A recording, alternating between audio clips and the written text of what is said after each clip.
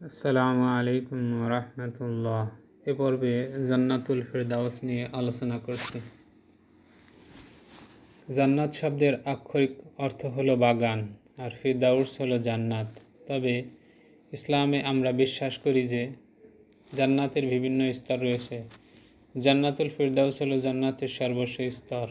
এখানে মহানবী হযরত মুহাম্মদ সাল্লাল্লাহু আলাইহি সাল্লাম এবং অন্যান্য সম্মানিত বান্দাগণ অবস্থান করবে, যাদের প্রতি আল্লাহ সুবহানাহু ওয়া তাআলা অনুগ্রহ দান করেছেন।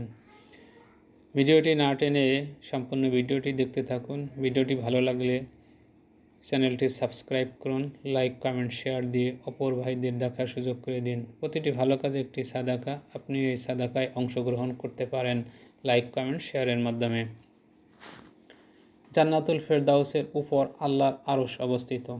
জান্নাতুল ফিরদাউস থেকেই জান্নাতের নদীসমূহ প্রবাহিত হয়। আল্লাহ সুবহানাহু ওয়া তাআলা বলেন, ইন্নাল্লাযীনা আমানু ওয়া আমিলুস সালিহাতি কানাত লাহুম জান্নাতুল ফিরদাউসি নুজুলা। যারা ঈমান আনে ও সৎ কাজ করে তাদের আপ্যায়নের জন্য আছে জান্নাতুল ফিরদাউস।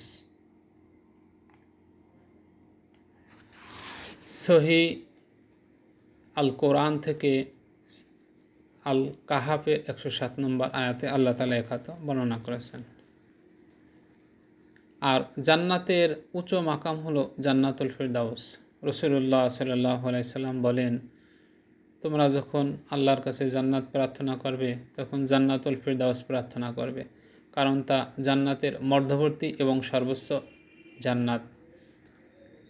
সেখান থেকেই জান্নাতের নদীসমূহ প্রবাহিত হয় এবং এর উপরই আল্লাহর আরশ অবস্থিত। সহিহ বুখারী 2790 এবং মিশকাত হাদিস নাম্বার 3787। আবু হুরায়রা রাদিয়াল্লাহু তাআলা আনহু থেকে বর্ণিত, নবী করিম সাল্লাল্লাহু আলাইহি সাল্লাম বলেছেন, যে ব্যক্তি আল্লাহ তাআলা রাসূলের প্রতি বিশ্বাস স্থাপন করে, সঠিকভাবে সালাত আদায় করে এবং রমজান মাসের রোজা রাখে, তাকে আল্লাহর পক্ষ থেকে জান্নাত প্রদান করা হবে, সে আল্লাহর পথে যুদ্ধ করুক বা তার জন্মভূমিতে অবস্থান করুক।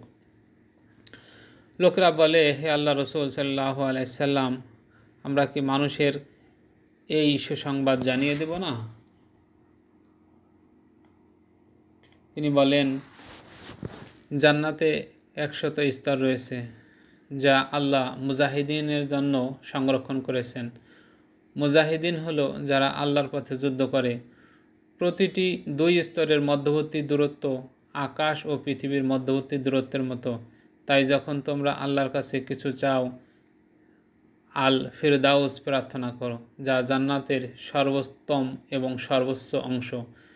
নবী সাল্লাল্লাহু আলাইহি সাল্লাম আরও বলেন, এর উপরে আল ফিরদাউস অর্থাৎ দয়াময় আল্লাহর আরশ রয়েছে এবং এখান থেকেই জান্নাতের নদীগুলো উচ্ছারিত হয়। জান্নাতুল ফিরদাউস লাভের দোয়া। আল্লাহুম্মা ইন্নী আসআলুকাল জান্নাতাল ফিরদাউস। অর্থ, হে আল্লাহ, আমি আপনার নিকট জান্নাতুল ফিরদাউস প্রার্থনা করছি। মুসনাদে আহমদ 22738। আল্লাহ তাআলা আমাদেরকে জান্নাতুল ফিরদাউস নসিব করুন। সকল মুমিন মুসলমান ভাইদেরকে জান্নাতুল ফিরদাউস নসিব করুক। আমা তৌফিকি ইল্লা বিল্লাহ। আসসালামু আলাইকুম ওয়া রাহমাতুল্লাহ।